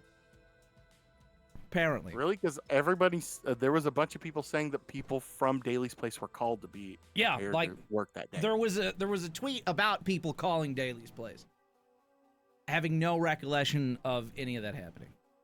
Weird. And there was a Fightful report about it, and I think it was Andrew Zarian. That is his name, right? Isn't it Andrew? Yeah, it's Andrew Zarian. Yeah, also talked about it. So they didn't say that that they weren't thinking of like backups in case. They didn't say that wasn't happening, but they did say nothing was ever confirmed about Daly's place being a backup. Okay, so there's 50 fucking states we can go to instead. Or 49 states. It's fine. And I'm sure there's another place. As of, I think, let me see. As of, I think 4 or so hours ago, Fightful has said that it is, like, Punk is scheduled to be at Collision. On the first show of Collision, the debut. Just fucking do it, still man. happening. Just do it. Just fucking do it. Stop doing this shit. It's like I said. It's like I told you. Like that fucking tweet that somebody had. What's your first thing that you're playing in the new AEW game? I'm going to do CM Punk versus CM Punk. And I'm like, that's literally his everyday life. CM Punk is his own fucking heel. Okay? Just do right and show fuck up and shut up. So it's like, tired of it. It's like, we've got, okay, so let's say all this is true. Like, because you don't even know what fucking believe about anything anymore. No, so we'll say, wrestling, you never can. Right. So let's say, I assume, I feel like it would be kind of wild to just have to change fucking arenas like that close. I don't know how any of that shit works. So I'm just, I assume that Chicago's going to be where it's at. Punk's going to be there, right? We have got, like, what, 3 weeks? 3 weeks. 3 roughly. weeks. We got roughly 3 weeks. Can we make it 3 fucking weeks without something else happening? For the love of God. Would you like an honest answer to that? Probably not. It was the answer. Well, the answer is no. Because there's no fucking way that somebody can't say something that pisses off Phil. That's all there is to it. We got 3 weeks. We got 3 weeks, Punk. Let's do it. Just listen, get off the internet. Don't talk to anybody ever again. Stay home. Yes, just don't exist for 3 weeks and then show up. Like, fuck, man. Just go rewatch season 1 of Heels since you were in that. Just go watch that. Just don't fucking do anything for 3 weeks. Shut up. It's fine. It's just every fucking time. He can't help it. I rant and rave I say things mostly because it's for comedic effect. But I rant these once a week. I don't live like sitting there watching shit and being upset and then fucking tweet about it all the time. Or I'm sorry, he doesn't tweet about it. He Instagram posts and then deletes them. Which is kind of weird in itself. Why would you choose worse. Instagram of all things? It's more annoying because he'll post like one of those stupid things. Yeah, the stories, and then it'll disappear, and then people delete them. It's so fucking stupid. He wants to be able to say something, get everybody riled up, or get people pissed off, or say what he wants to say, but he doesn't want backlash or anybody to say anything about it. But he's gonna get it because the fucking internet exists now, and people are gonna remember what happened. It's annoying. Be an adult. You're how old now? You're in your 40s. Just shut up and do your fucking job. 3 weeks. We got 3 weeks. Please. Oh, it's too long. Please. Too long. 3 weeks. Too Come long. on now. Let's just make it 3 weeks. This Saturday is too long for him not to fuck it all up. So, yeah. It's going to happen regardless. Oh, it's just, goddamn, it's just been the worst, dude. Yes. But I don't know. I just want shit to not be bad. And that just seems to be too much to ask for anymore. Even I'm losing patience in this point. I lost patience long ago. We all know that. If you've listened to us, I don't fucking. If he never comes back, I'll be good.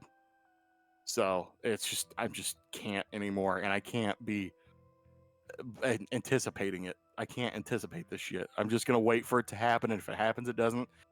If it happens, it happens. If it doesn't, I'm just gonna be like, yeah, it makes sense too. Oh well. It's so fucking annoying. But it does say as right now, the issues between Punk and AEW are believed to have been settled. The Collision debut show at Chicago's United Center will be announced on tonight's AEW Dynamite. So I guess if it is not announced for Chicago tonight, then, well, fuck it all. Fuck Wrestling Observer Newsletter. And I'm annoyed that, like, I feel like we shouldn't have to have this announcement. And if we're gonna do this announcement, why the fuck are we doing it at the end of the show? Just get it over with. Because I don't know. Because I don't feel like this is a big deal. Who gives a shit where it's gonna be at? It doesn't fucking matter. Well, it does, because it's an indicator. It gives the implication, right? It's because of the implication.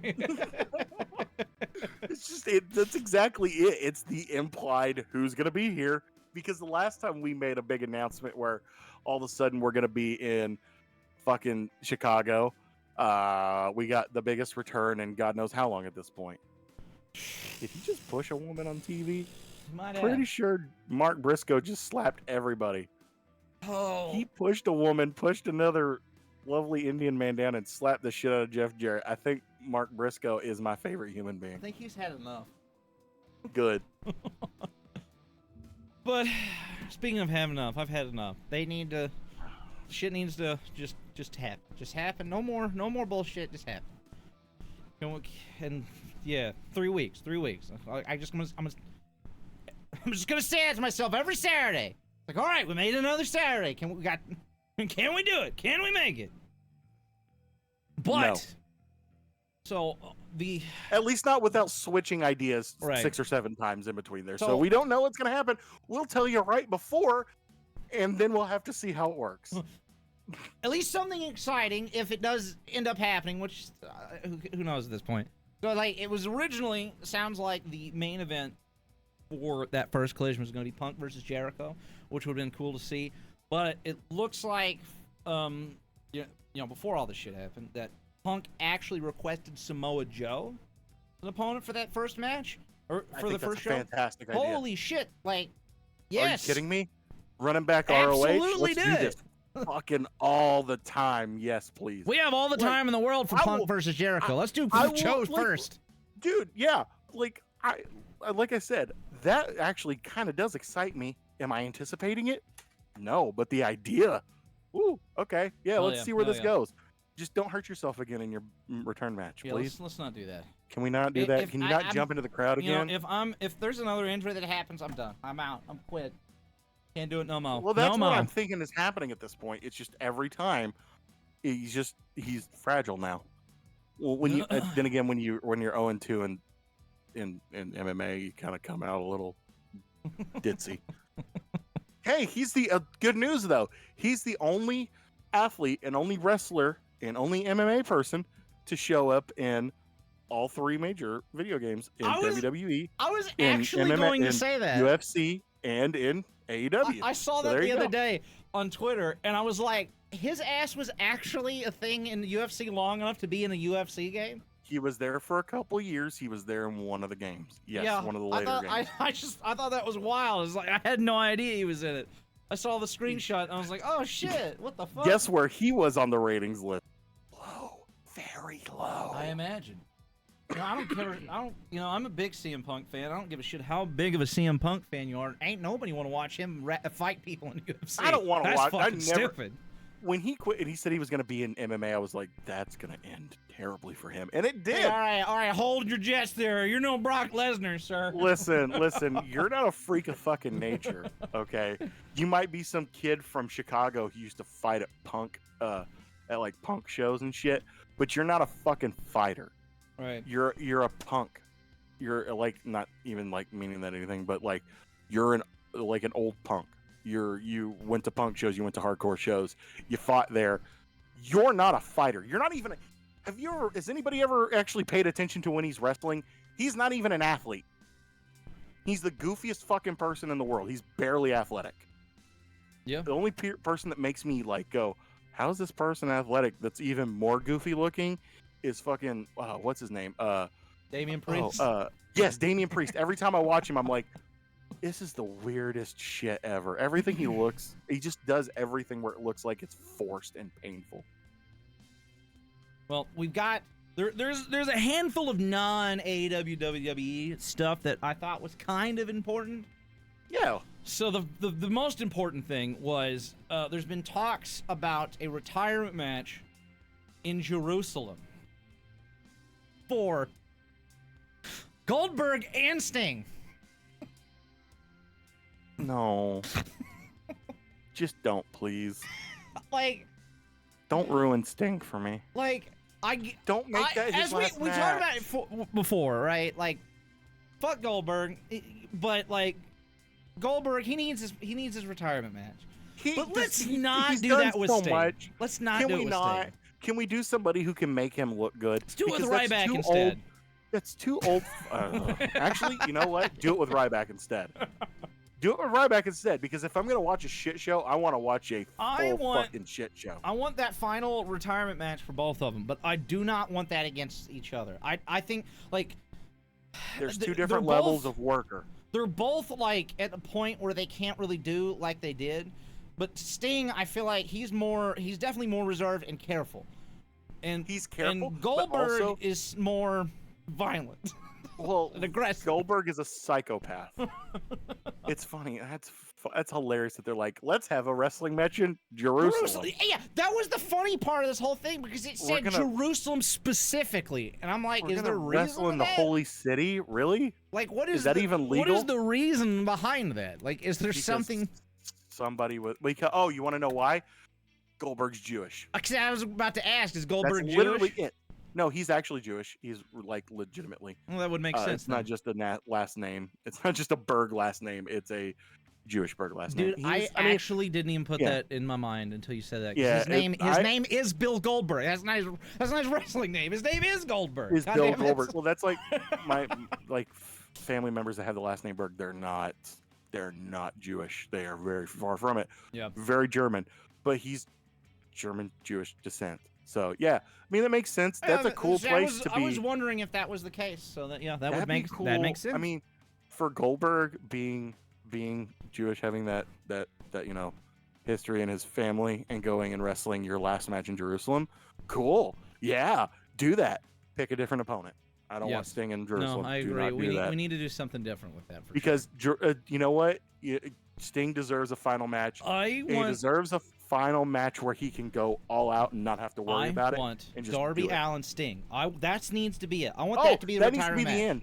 Those two going up against each other, and it's not like him turning heel on Sting. It's to prove that he is the new Sting, basically. Yeah. That would be great. That's a setup for that. Mm-hmm. Sting can technically heel on him and be like, "You got to beat me if you're going to be the next one." I want them to do a Shawn Michaels versus Ric Flair type of situation with Darby Allin and Sting. I want that. I'm sorry, I love you. Yes. That every time that kills me, and I am totally in agreement with that. I'm sorry, I love you. That's the most brutal shit that ever. That I can picture that in my brain, and that still gives me chills. Hurts my soul. Seeing that, it does. I'm sorry, I love you is one of the best moments in wrestling. Yes. And it's so good, and that should have been Ric Flair's last match. God damn it! That literally should have been. It absolutely should. That would have been the cap. He would have gone out on top. But now we've got this last one, so we won't talk about that one. We'll just think that his last match was with. But it's okay. He only wrestled bad the last time because he was dehydrated. Remember? Well, no, because he's old and dehydrated. No, he was not old. He was just dehydrated. The other thing that would have happened is, you know what would have happened if he was hydrated? He would have been old, hydrated, and a shitty match with no excuse. That literally would have been what happened. He would have shit his pants or pissed himself is what would have happened as he was hydrated. God. It's probably a good idea that he wasn't. Yeah. Old fucking bastard. That is weird. That's a weird match, though. I don't want that. Just give Goldberg deserves something because he was big. Yeah. Despite what Bret Hart disagrees, but he can. He's got a reason. But Bill Goldberg's been a big deal. He needs to have that. I think he deserves that last big match. Yeah. Just not with Sting. Right. Anybody else? Pick someone else. Oh, well. So talked about Trinity going to Impact like a few weeks back. Yes. Finally, after doing his promo, she finally had a match, or she may have had more at this point, and she's killing over there. It is because Trinity is fantastic. Her deal with Impact does seem to be short term, like it's throughout the summer. Right. That doesn't obviously necessarily mean that she's going to leave after then, but no, but that also like it is a shorter type of situation. Yeah, it just that I think they she's probably doing that, and they're probably see where they feel out and how she feels about it.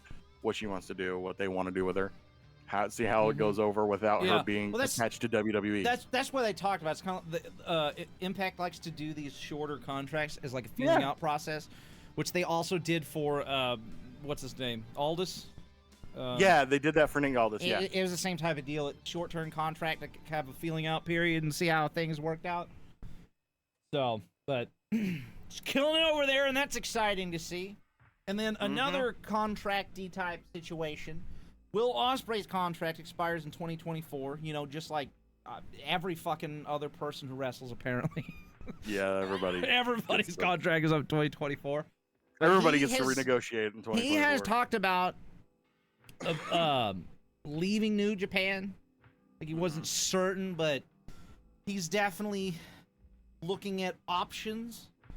I mean, let's be real. There's one option, and that's AEW. Just go there. Just do it. All right. Don't think. Just go. Just do that, and don't do anything else. Just go. It's fine, buddy. You'll be okay. Or re-sign with New Japan and work more in AEW. That's fine. I'm sure New Japan will let you go other places. You've already done a whole lot for them. But yeah, just go to AEW. We know you want to. Don Callis is there. We're already setting up for you against Kenny again. Mm-hmm. So just do it. And the most bittersweet, unfortunate but awesome thing of the whole this makes me happy and sad was they had the women's match for the NJPW Strong women's belt. Yes. Against Willow and Mercedes Moné.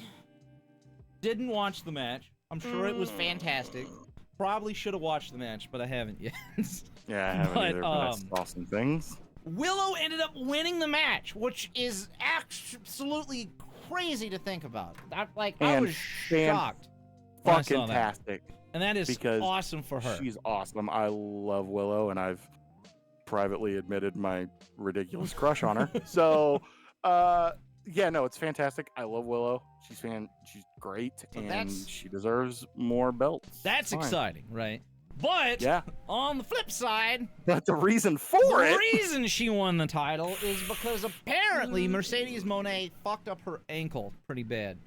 Broke it. I don't know supposedly. that it's actually. I don't know if anybody's actually confirmed like what happened exactly, but she did post pictures on Instagram and whatnot. Does look like she has broken her ankle. So because of that, it looks like they had to swerve the match for Willow to win, which is really unfortunate because she's Mercedes Moné will probably be missing like 2 or 3 months or so. Yes. And what sucks about that, which is really unfortunate, what is she will be missing Forbidden Door for certain, 100% will be missing Forbidden Door, and will more than likely miss out on All In as well. So we had these 2 great opportunities to have her on an AEW show. And we'll get her soon. God, it's like, I feel like every time that this is close to happening, something happens and then we don't get it. And like now this is like the closest we've been, and then this happens and it's like, damn it. No, all this is just more, this is truly something where I'm anticipating it because I do think she needs to show up somewhere else. Go to Impact first, then go to AEW. Do it the other way around, whatever. Yeah. We need you in more places because you're good and you're entertaining. Maybe I think everybody was kind of confused by the very first part when she started coming in, like, this is kind of bad. But then you start watching like her promos and stuff, and it's like, oh, it's bad on purpose. This is the character. Yeah. Okay, this is fun, and it's a fun character. It's great. It's more heel Mercedes, which she's fantastic as a heel, and just more of her. It just sucks that she's hurt. Yeah, it sucks because she was going to get that, and she was going to be in America all the time as a strong champion. Like they talked about, they designed that belt specifically for her. Yeah, it looks like it was supposed to go on her.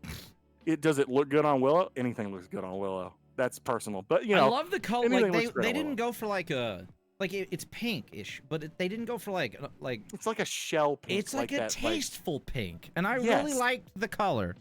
It is a good color, and it does signify that it's a women's, but it's not like overly pink where you're like, oh, or it doesn't look like the fucking Knockouts or the what is it, the Divas Championship where it's like all girly. It's like it looks like a belt, but it's what I loved. It's like that, you know, it's like pink or like a lavender color, and then like the paint like on like in between the gold is the same color as the belt. Yes. And then it had like a purple gem on the top of it, and it just and it looks just like the other NJPW strong belts. Yeah. But like the color scheme was really cool. They didn't go for like, it's like, we'll just make the same thing, but we'll make it white just like everybody else does or whatever. You know? No, it's different. It looks good. A good live call. I dig it. It was a really good one. It looks great. It'll look fantastic on Mercedes when she gets the chance to get it again, when she's healthy. Look great on her. Does it look good on Willow? Again, I will repeat, personally, yes. And she's good. She's fantastic. She'll be able to make New Japan look good when she goes out there. Plus, she's just a fun character. And then we get to run back at some point. I'm sure we'll run back Willow versus Mercedes. Even if they don't have the title, or one of the switches titles before then. Who knows? But we'll see how that goes. It'll be fun. I just hope she recovers quickly and fully. So. Right. Well, I think we did it. I think that's all of it because we don't have any other announcements right now. Yeah, I don't think we're gonna get to that announcement in time. I don't either. But you know, like I mean, it's not even been 2 hours yet. We got through 2 weeks worth of shit. Not bad. That was 2 weeks worth of shit. We need to. Oh God. To be fair, there was a lot of stuff that was like cut because there was like, oh, this happened. But then, like, by the time the next week had rolled around, like, an update to that it was come resolved. out and be like, oh, well, that didn't actually happen, but this happened instead. It's like, oh, okay, damn it. It's like, oh, that's fun. Well, like, all the shit with Punk was just ongoing and building and building, and then he talked shit about Brian Alvarez, and then it went, like, just kept going. I'm like, and then over the last 24 hours, all of that has changed. You It's can't, like, you oh, can't even joke's keep on up with you. anything. Everything's fine. It's like, no. Like, and it's funny. It's like I wasn't even aware that anything had changed until I started reading up on shit today. Like, I thought we were still quiet. I know. Yeah, I thought we were still like, what are we doing? Then it's like, oh yeah, no, everything's fine. My mind was still on. It's like, all right, well, they're gonna talk about Daly's Place or Chicago today, and then I read the Fightful thing saying, oh well, it was actually never planned that they were gonna be at Daly's Place. I'm like, then what? Then who the fuck said it? Who the fuck said it then? You know what it is? You know what it was? So, I guarantee you, because of the way where did the Daly's Place originally come from? Do you know? I don't know. That's the thing, right? Where does all this shit like that come from? I remember somebody saying about it, like when it comes to Wrestling Observer, for some reason. I don't know if they originally did it, or if like it could be. Or I feel if like Dave just kind of like says shit sometimes. Dave. Well, here's the thing. I swear to God, because we've already established that Dave gets his AEW shit from Jericho. Where's Jericho? He's a mouthy little bitch. He's a gossip. So if anything, he either swerved Dave on purpose or somebody swerved Jericho and told him the wrong shit, which makes me even happier, and it makes me laugh even harder that they're like, well, we can't tell Jericho anything. Just fucking lie to him about something. And that's what I feel is happening. So either he personally, like, somebody said something to Dave and it was wrong, but I in my head, I'm thinking it's Jericho, and he got I want to believe that it's Jericho. I want somebody to have told Jericho something so that when it goes to fucking Dave, it's just completely wrong. That's what I would do if I was working with Jericho. I would tell him nothing correct and just see what Dave says, just to see if it's fucking him. And I guarantee you it would be. That would be the most fun. Now that I'm thinking about that, but I hope that's what happened. Oh God, it's one of those things where it's like everything is chaos and awful, and then all of a sudden, no, it wasn't. Everything's fine. Well, it's like, what do you mean? It always is. It's always like everything was fine. No, it wasn't. Don't lie to me. I saw what happened. I don't believe you. All right. Listen, I saw the Instagram story that he said where he was like, "Oh, a grown man talking about me all the time. He's got a wife and kids." He's a journalist.